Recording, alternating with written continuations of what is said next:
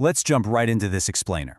When we look at those massive infrastructure projects, monumental construction sites, huge energy grids, it is so easy to get completely lost in the sheer scale of all that steel and concrete.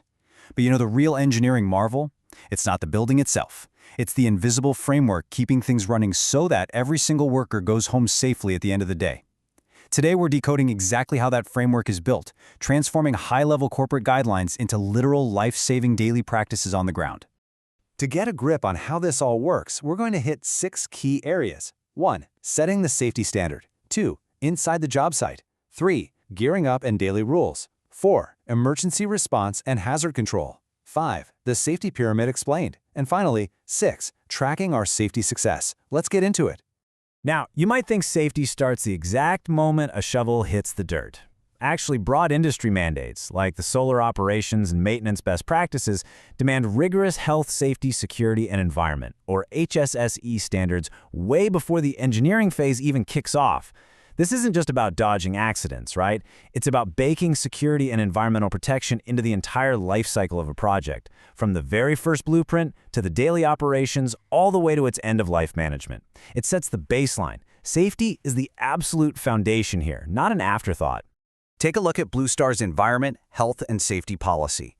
It's a fantastic example of how these industry-wide guidelines become, well, corporate law. They aren't just tossing out suggestions, they are putting it in writing and officially committing to actively train stakeholders, systematically manage risks, and ensure they're using natural resources sustainably.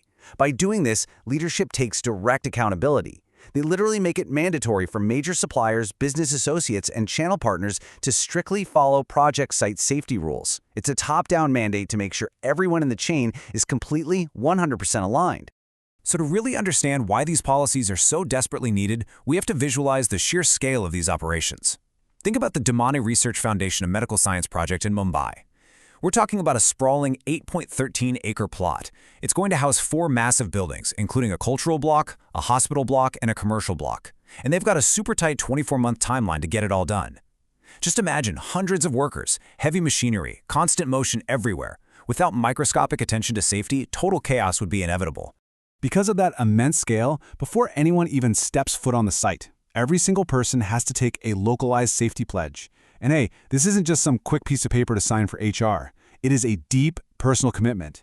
They are pledging to follow rules to protect their own lives, their families, and the environment. It's a real game changer because it takes safety from being this faceless corporate mandate and turns it into a shared, personal responsibility among peers.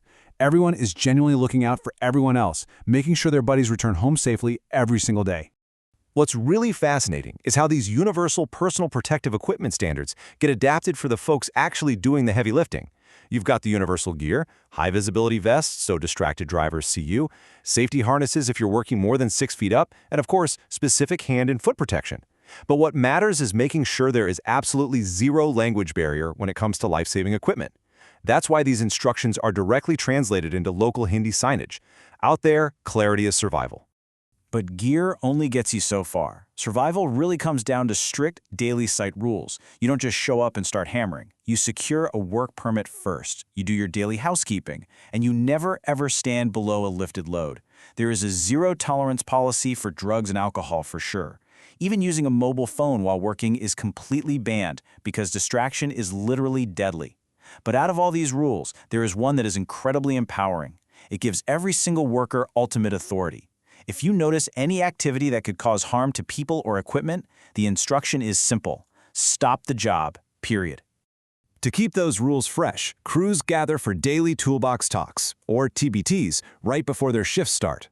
And we aren't talking about some long, boring corporate lecture. These are quick, focused briefings to get the team aligned on the specific hazards of that day's tasks. The commitment to this is huge. This specific site successfully held 154 of these vital meetings. It's all about making sure that before anyone even picks up a wrench, safety is front and center in their mind. Now, let's talk about emergency response. When a crisis hits, like a fire breaking out, panic is your worst enemy. Nobody has time to pull out a manual and read, right? That is exactly why they drilled a super simple 4-step PASS method for fire extinguishers. Pull the pin, aim at the base of the fire, squeeze the lever, and sweep from left to right, PASS. By distilling this down into a quick acronym, it becomes pure muscle memory. It lets workers react swiftly and neutralize the threat without even having to think about it. Of course, even with all these preventative measures, stuff happens. Injuries do occur. And when they do, rapid response is everything. Fully stocked first aid boxes are strategically placed all over the site, along with a main first aid center. Workers are told to immediately report any injury to a supervisor. But here is my favorite part. It's a brilliantly simple visual shortcut. Anyone designated as a first aider wears a very specific sticker right on their hard hat. In a chaotic environment, trying to read someone's tiny ID badge takes way too long. Spotting a bright sticker on a hard hat, that takes a split second. And honestly, that speed can be the difference between life and death. That kind of visual hazard control is everywhere on these sites. Take scaffolding, for instance. A scaffold can never be overcrowded, and it has to be properly tied and guarded. To communicate if it's ready or not, they use a strict tagging system. A green tag? That means it's been thoroughly inspected and is completely safe for use. But an incomplete or defective scaffold? That gets blocked off and marked with a highly visible red tag that says danger, keep off, or unsafe for use. It's incredibly straightforward. There's zero ambiguity. If it's red, you just don't climb it. Okay, so this brings us to the real philosophical core of our explainer, the safety pyramid. This concept totally changes how we think about accidents. Up at the very top of the pyramid is a single tragic fatality. But look all the way down at the foundation, 300,000 unsafe conditions and unsafe acts. The pyramid proves a profound point. It is so much better to learn from those minor hazards and near misses at the base, where no one actually gets hurt, than to wait around for a serious loss. By aggressively stepping in to stop those 300,000 base-level incidents, you are actively preventing that one catastrophic event at the top. But eliminating those base-level hazards means people actually have to communicate. So workers are trained exactly on the who, what, and how of incident reporting. They know they need to immediately alert their supervisor, their immediate engineer, or the HSE person. And they know the exact details to give: the location, the time, the name of the injured person, and the type of incident. And here's a fascinating psychological tactic they use. They're trained to report all of this using a moderate, calm voice. It turns out a calm and precise report gets a much faster, more effective response than pure panic. Makes sense, right? So, what happens when all these policies, daily routines, and reporting structures actually work together? The results are genuinely staggering.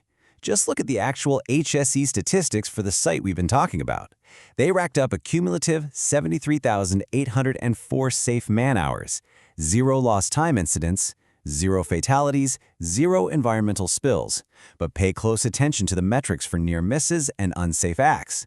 They tracked and resolved 41 unsafe acts and 6 near misses. Now you might think, oh, that sounds bad. Actually, scratch that. It's the exact opposite. It's a sign of an incredibly healthy safety culture. They are actively catching problems at the bottom of the pyramid before they ever get a chance to escalate. It's also super important to realize these numbers aren't coming from executives sitting comfortably behind a desk. It is all about boots on the ground. Through safety observation tours, or SOT rounds, leadership and safety committees actually walk the site regularly, talking directly with the workers. They review the hazard controls, calibrate the safety devices, and verify that all those weekly awareness trainings are actually translating into real safe behavior on the job. It perfectly bridges the gap between a written policy and actual practice.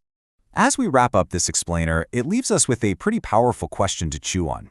We've just seen how tracking 41 minor unsafe acts and 6 near misses on a sprawling construction site directly resulted in over 73,000 perfectly safe man-hours. So think about your own world. If meticulously tracking those tiny slip-ups and near misses can keep thousands of construction workers alive and keep a massive project on track, how might applying this exact culture of prevention transform the safety, efficiency, and success of your own workplace, or even your daily life? Something to think about.